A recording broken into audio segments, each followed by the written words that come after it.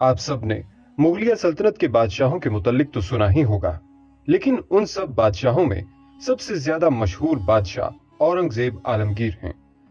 उनकी शोहरत की वजह उनके इंसाफ को करार दिया जाता है, और आज हम आपको इसी बादशाह की सच्ची कहानी सुनाएंगे। प्यारे दोस्तों, अजीम मुगल बादशाह औरंगजेब आलमगीर की हुकूमत में काशी बनारस में एक पंडित की लड़की थी जिसका नाम शकुंतला था। उस लड़की को एक मुसलमान जालिम सिपा सालार ने अपनी हवस का निशाना बनाना चाहा, और उसने शकुंतला के बाप से कहा कि अपनी बेटी को डोली में सजाकर मेरे महल पे 7 दिन में भेज देना। पंडित ने ये बात अपनी बेटी से कही। उनके पास कोई रास्ता नहीं था, और पंडित से बेटी ने कहा कि 1 माह का वक्त ले लो, कोई रास्ता निकल जाएगा। पंडित ने सिपा सालार से जाकर कहा कि मेरे पास इतने पैसे नहीं हैं कि मैं 7 दिन में सजाकर लड़की को भेज सकूं, मुझे 1 माह का वक्त दो। सिपा सालार ने कहा ठीक है, ठीक 1 माह के बाद भेज देना। पंडित ने अपनी लड़की से जाकर कहा वक्त मिल गया है अब। लड़की ने मुगल शहजादे का लिबास पहना और अपनी सवारी को लेकर दिल्ली की तरफ निकल गई। कुछ दिनों के बाद दिल्ली पहुंची। वो दिन जुमा का दिन था, और जुमा के दिन हजरत औरंगजेब आलमगीर नमाज के बाद जब मस्जिद से बाहर निकलते तो लोग अपनी फरियाद एक खत में लिखकर मस्जिद की सीढ़ियों के दोनों तरफ खड़े रहते, और हजरत औरंगजेब आलमगीर वो खत उनके हाथ से लेते जाते और फिर कुछ दिनों में फैसला इंसाफ फरमाते। वो लड़की शकुंतला भी इस कितार में जाकर खड़ी हो गई। उसके चेहरे पे नकाब था और लड़के का लिबास तैयार यानी पहना था। जब उसके हाथ से खत लेने की बारी आई तब हजरत औरंगजेब आलमगीर ने अपने हाथ पर एक कपड़ा डालकर उसके हाथ से खत लिया। तब वो बोली, शेख मेरे साथ ये नाइंसाफी क्यों? सब लोगों से आपने बराह रास्त तरीके से खत लिया और मेरे पास से हाथ पर कपड़ा रखकर। तब हजरत औरंगजेब आलमगीर ने फरमाया कि इस्लाम में गैर महरम यानी पराई औरतों को हाथ लगाना भी हराम है, और मैं जानता हूं कि तू लड़का नहीं लड़की है। इसके बाद शकुंतला बादशाह के साथ कुछ दिन तक ठहरी और अपनी फरियाद सुनाई।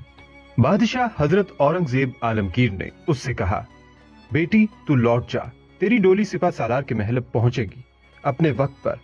शकुंतला सोच में पड़ गई कि ये क्या। वो अपने घर वापस आई और उसके बाप पंडित ने पूछा, क्या हुआ बेटी? तो वो बोली, एक ही रास्ता था, मैं हिंदुस्तान के बादशाह के पास गई थी, लेकिन उन्होंने भी ऐसा ही कहा कि डोली उठेगी। लेकिन मेरे दिल में एक उम्मीद की किरण है, वो ये है कि मैं जितने दिन वहां रुकी बादशाह ने मुझे 15 बार बेटी कहकर पुकारा था, और एक बाप अपनी बेटी की इज्जत नीलाम नहीं होने देगा। फिर वो दिन आया जिस दिन शकुंतला की डोली सज धज कर सिपा सालार के महल पहुंची।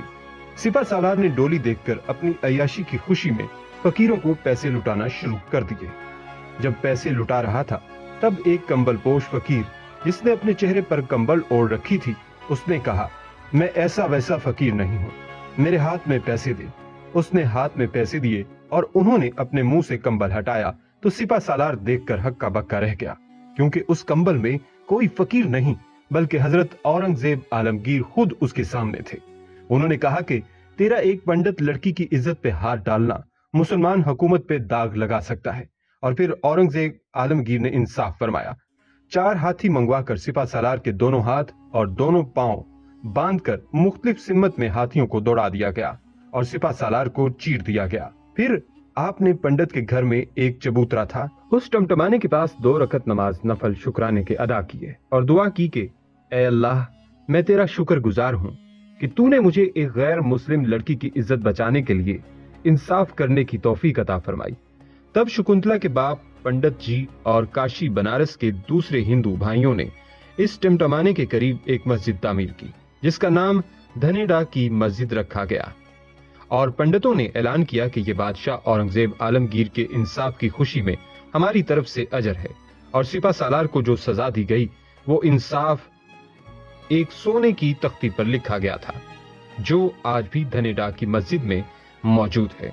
ये एक ऐसी तारीख है जिसे पन्नियों से तो हटा दिया गया है, लेकिन मुनसिफाना इंसान और हक परस्त लोगों के दिलों से, खा वो किसी भी कौम का इंसान हो, मिटाया नहीं जा सकता और कयामत तक इंशाअल्लाह मिटाया नहीं जा सकेगा। प्यारे दोस्तों, औरंगजेब आलमगीर ने 49 साल तक 15 करोड़ अफराद पर हुकूमत की। उनके दौर में मुगलिया सल्तनत इतनी वसी हुई कि पहली बार उन्होंने तकरीबन पूरे बरे सगीर को अपनी सल्तनत का हिस्सा बना लिया। औरंगजेब को अक्सर हिंदू मुखालिफ की शक्ल में पेश किया जाता रहा है, जो दुरुस्त नहीं। औरंगजेब एक हाकिम थे। एक हाकिम होने के सबब उनका मकसद इस्तेहकाम सल्तनत था। इस्तेहकाम सल्तनत के लिए उन्होंने अपने दौरे हुकूमत में कई इक़दाम किए। हो सकता है उनमें से चंद फैसलों के नताइज गलत निकले हों। सिर्फ इन्हीं नताइज के सबब औरंगजेब को जालिम और जाबिर बादशाह कहना नाइंसाफी है। मुल्क और कौम के लिए उनकी खिदमत क्या हैं, इस पर भी नजर रखना चाहिए। लेकिन अफसोस के हमें ले दे के सारी दास्तान में याद है इतना कि आलमगीर हिंदू कुश था, जालिम था, सितमगर था। दरअसल नाजरीन, औरंगजेब एक सूफी मंश और दरवेश सिफत बादशाह थे। औरंगजेब ने औरंगजेब आबाद में अपनी जिंदगी के तकरीबन 38 साल गुजारे हैं। औरंगजेब एक जफाकश, आली दिमाग, बेदार मगज, मुतहम्मिल मिजाज, इल्म दोस्त और खुदा तरस हुक्मरान थे। औरंगजेब के बचपन और जवानी दोनों दक्कन के मजहबी माहौल में बसर हुए थे। औरंगजेब आबाद के इस्लामी माहौल, इस्लामी हुकूमतें, इस्लामी रस्मो रिवाज ने उनके जहन की अच्छी खासी दीनी तरबियत की थी। शरीयत की पाबंदी करते हुए औरंगजेब ने अकबर और जहांगीर की तमाम गैर शरई रसूमात को मौकूफ कर दिया। हिंदू राजाओं के लिबास और वज़ा को भी तर्क कराया। वज़ा कता इस्लामी बनाई और सोने के जेवरात और जवाहरात जो बादशाहों की शान समझे जाते थे, उनको पहनना मौकूफ कर दिया। आप ही के दौर में औरंगजेब आबाद में बेशुमार खानकाहें बनी, दरगाहों के साथ मस्जिदें भी बनी और इसके साथ साथ औरंगजेब आबाद में ऐसे बेशुमार मंदिर भी हैं जिनकी हिफाजत, मुरम्मत और तोसी औरंगजेब के अहद में हुई। इस दरवेश सिफत बादशाह पर ये सर बहतान है कि उसने बुतों को तोड़ा। अगर ऐसा होता तो आज औरंगजेब आबाद में ना कोई मंदिर होता और ना एकनाथ मंदिर की बुलंद इमारत होती। औरंगजेब ने अपनी सूबादारी या शहनशाहियत के दौर में किसी गैर मुस्लिम का नाहक खून नहीं बहाया, न किसी मंदिर या मकान को जबरन मस्जिद में तब्दील किया। अगर ये इल्जाम दुरुस्त होता तो आज औरंगजेब आबाद में मुसलमानों का तनासुब इतना कम ना होता। तारीख शाहिद है कि पूना के पेशवा मरहटों के सरदार औरंगजेब के बदतरीन मुखालिफ थे, लेकिन उनकी किसी भी तहरीर, डायरी में औरंगजेब के तशद्दुद या जुल्म के वाक़े का इंदराज नहीं है। औरंगजेब हामिल शरीयत थे और किसी भी कौम के प्लेस ऑफ वर्शिप को मिसमार करना वो इस्लामी रवादारी के खिलाफ समझते थे। औरंगजेब ने जबरन किसी गैर मुस्लिम को मुस्लिम नहीं बनाया। अलबत्ता बहुत सारे गैर मुस्लिम ईमान से सरफराज इसलिए हुए कि उन्हें अपनी मुलाजमत में तरक्की चाहिए थी या वो आला मनसब पर फायज होना चाहते थे। गोया इस्लाम कबूल करना उनका जाती फैसला था और उन्होंने किसी के दबाव पर आकर इस्लाम कबूल नहीं किया। अपने दौरे शहनशाही में औरंगजेब के अहम कारनामों में माजूर अफराद के लिए बिला इम्तियाज मजहब व मिल्लत गरीब खाने और मतब कायम किए, जहां उनकी रिहाइश का मुफ्त इंतजाम था और उनका इलाज मुफ्त होता था। औरंगजेब ने मंदिरों और मस्जिदों को खुद कफील बनाने के लिए अराजी वक्त की। औरंगजेब ने सती की रस्म की हौसला शिकनी की। औरंगजेब ने रस्म सालगिरह बंद किया क्योंकि इसमें इखराजात बेतहाशा होते थे। औरंगजेब ने सिक्का पर कलमा लिखना बंद करवाया क्योंकि इससे कलमा की तौहीन हो सकती थी और दूसरी वजह यह थी कि सभी रियाया के लिए यकसानियत मकसूद थी। औरंगजेब ने शराब बंद किया क्योंकि ये इंसान की जात और समाज के लिए नुकसानदेह है। औरंगजेब ने तवाइफ पर पाबंदी लगा दी ताकि औरत को समाज में बेहतर मुकाम मिले। औरंगजेब ने मातम पर पाबंदी आयद की क्योंकि ये काम खिलाफे शरा है। औरंगजेब ने कवाली पर पाबंदी आयद की क्योंकि दरबारी उलमाए शरीयत ने कवाली को हराम करार दिया था। औरंगजेब ने जुआ खेलने को संगीन जुर्म करार दिया। औरंगजेब ने होली और मुहर्रम के जुलूस पर पाबंदी लगा दी। आजकल हिंदुस्तान में ये देखा जा रहा है कि फिरका वाराना फसादात ज्यादातर जुलूस की वजह से होते हैं।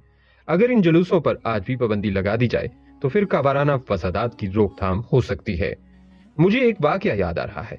ये उस वक्त की बात है जब मैं दुबई में बराए मुलाजमत मुकीम था। हिंदुस्तान और पाकिस्तान के माबैन क्रिकेट मैच जारी था।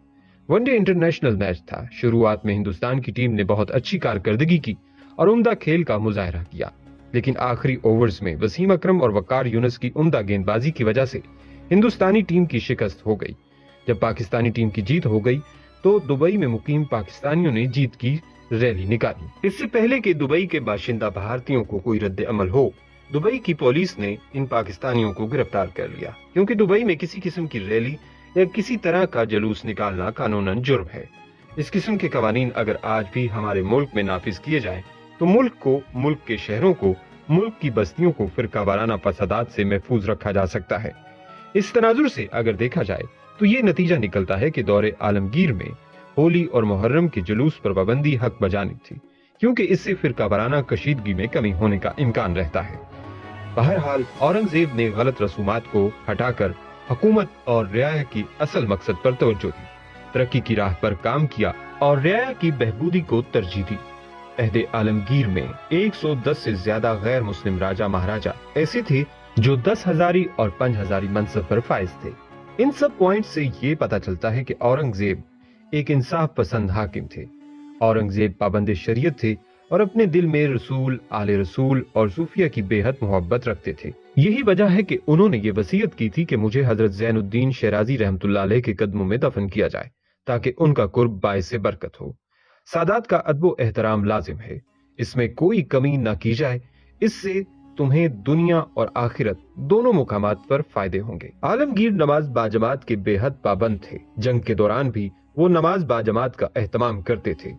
بلخ کی جنگ میں ان کے حریف عبدالعزیز نے جب دیکھا کہ اورنگزیب نماز کا وقت ہوتے ہی نماز کے لیے کھڑے ہو جاتے ہیں تو انہوں نے اپنے سپاہیوں سے کہا کہ اپنی تلوار کو روک لو، کیونکہ ہم اس شخص سے جنگ جیت نہیں سکتے جو شریعت خدابندی کا اس قدر پابند ہے کہ جنگ کی حالت میں بھی نماز باجماعت کا اہتمام کرتا ہے۔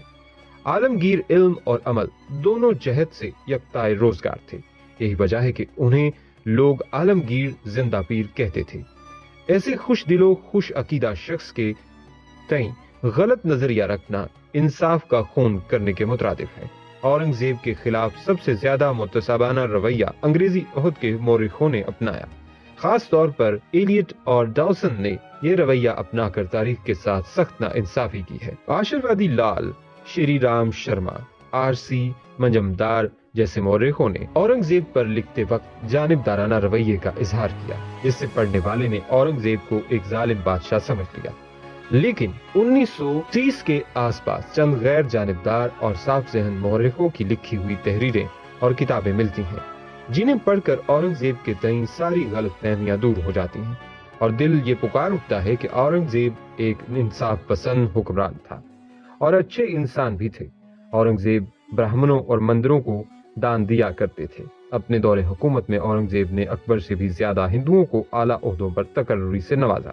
جزیہ اکبر سے پہلے بھی تھا اور اورنگزیب نے اس کو دوبارہ نافذ کیا، مگر یہ غیر مسلموں کے صرف 10% لوگوں پر نافذ تھا اور اس کی شرح صرف 2.25% تھی، جبکہ مسلمانوں پر زکوٰۃ 2.50% تھی اور جزیہ نافذ کر کے دیگر سارے ٹیکس معاف کر دیے گئے۔ جزیہ کے سارے پیسے خزانہ جزیہ میں رکھے جاتے تھے جو غریبوں اور بے سہاروں کے کام آتے تھے۔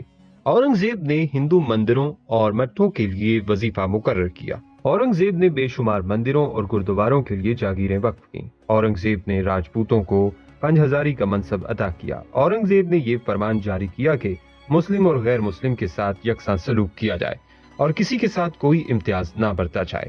اورنگزیب خود عربی، فارسی، اردو اور ہندی کے عالم و فاضل تھے۔ وہ اپنی نثر و نظم میں محاورات کا استعمال بہت عمدہ انداز سے کرتے تھے۔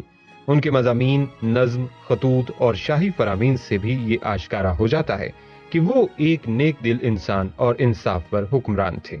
ان کے شاہی فرامین اور خطوط ملک کے مختلف لائبریریز میں محفوظ ہیں، وہاں سے لے کر ان کے شاہی فرامین اور خطوط کا مطالعہ کیا جا سکتا ہے۔ لہذا ناظرین، ضرورت اس بات کی ہے ہم فراغ دلی کا مظاہرہ کریں، تاریخ کے حقائق کا مطالعہ کریں اور ایک نیک دل انسان اور انصاف پر حاکم کی شخصیت سے متعلق متصابانہ رویہ اختیار نہ کر کے غیر جانبدارانہ فیصلہ لیں۔ دعا کیجیے کہ اللہ پاک پوری امت مسلمہ کو نیک اور انصاف کرنے والے حکمران عطا فرمائے اور اللہ پاک پوری دنیا میں ایک مرتبہ پھر اسلام کا بول بالا فرمائے۔ آمین یا رب العالمین۔